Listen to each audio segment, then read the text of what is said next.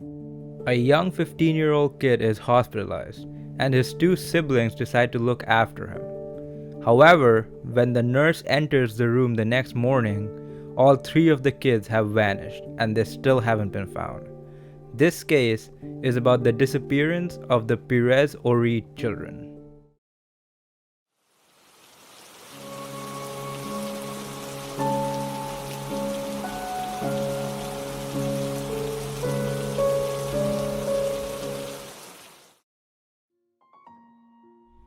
Isidro and Dolores were the youngest and eldest of 14 siblings who lived in Catalan, Spain.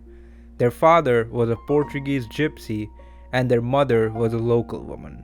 As we know, it's already tough enough to sustain a family of 16 people, but on top of that, they were also very poor and would sometimes live in an abandoned shed that was used by former watchmen of a factory.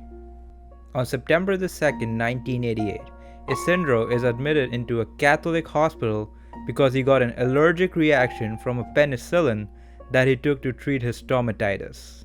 Because their mother was busy with her second job, his two sisters, one of them being Dolores, decided to look after him in the hospital. The last time Dolores and Isidro were accounted for was on September the 5th at 11 p.m. when their uncle dropped Dolores off at the hospital to look after Isidro.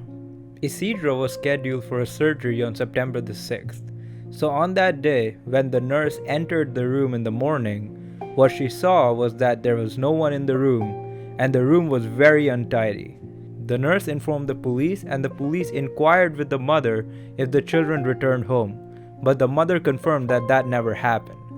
As we established earlier, the room was very untidy, and it looked like the children left in a hurry. This theory was reinforced by a few other things that were there in the room. Number one being the 1,000 pesetas that the uncle gave to Dolores, which was still sitting in the drawer. Also in the drawer was Dolores' glasses, which she couldn't see without. And lastly, Isidro's clothes were still in the room, which means that he left in a hurry in his pajamas. The police searched for the kids in the hospital and the nearby streets, but they couldn't find anything. The hospital staff, when interrogated, said that they do recall seeing a kid that looked like Dolores carrying a young child in her arms leaving the hospital.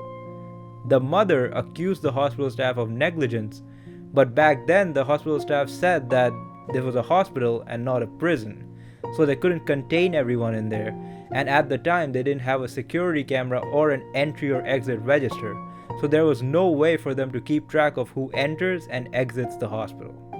Another weird thing that started to happen after this day was the fact that Maria started to get calls. In these calls, someone would be on the line on the other side but won't say anything and then hang up after a bit.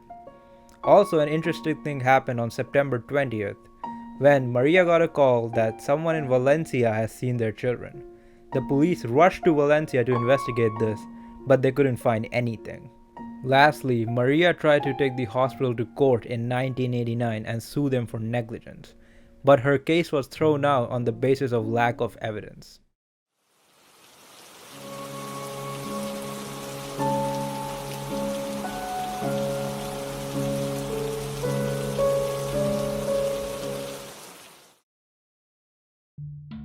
The interesting thing about this case is that more than any theories, there are a lot of accusations.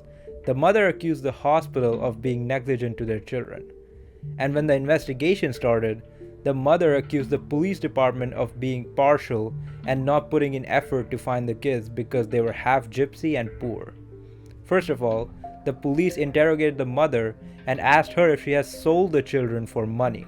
The police also investigated Dolores' friends and did a whole investigation in the school because they had a hypothesis that Dolores might have ran off with her boyfriend and taken Isidro with her because she was so attached to him.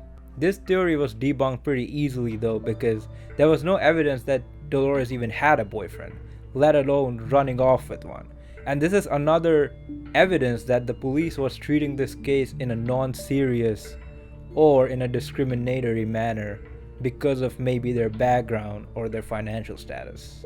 In 1991, Maria hired a Barcelona-based private investigator, and he followed the hypothesis that the kids were contacted by wealthier relatives from their paternal side in Portugal. The theory is that these kids were in contact with these wealthier relatives, and when the relatives saw an opportunity when these two kids were alone in the hospital, they somehow convinced the children to go with them for a better life in Portugal. Maria remembered when her husband had terminal illness, there were some relatives in Portugal who were trying to convince her to put the kids up for adoption, but she refused it back then. And later on, maybe due to this, they had a fallout and she lost contact with them altogether. In 1992, the private investigator convinced the judges to reopen the case based on this hypothesis. And in 1994, the police actually traveled to Portugal to investigate these claims. However, they were not able to find anything. After that, the case was shut down and it hasn't been reopened since. Maria, who's now in her 70s, still believes that the relatives in Portugal took the children. In fact, she even named those relatives on a TV interview, and she was sued for it by the people she named. However, the case didn't go far and it was thrown out of the court. But the point is, these kids who were in that hospital have since never been found, and the police have no clue what happened, to the point that they're not even willing to reopen the case anymore. And as it stands, it looks like this case is forever gonna be unsolved. And with that, we reached the end of the video, guys. Do let me know in the comments what you think about the video, how I covered the case, and if there are any other cases that you want me to cover, let me know. I'm also dropping my email down, so if there's anything that you want me to cover, do reach out to me personally on that email and I'll cover it in the next video. Be sure to like the video, subscribe to the channel, all of that, you know it already, and I will see you guys in the next one.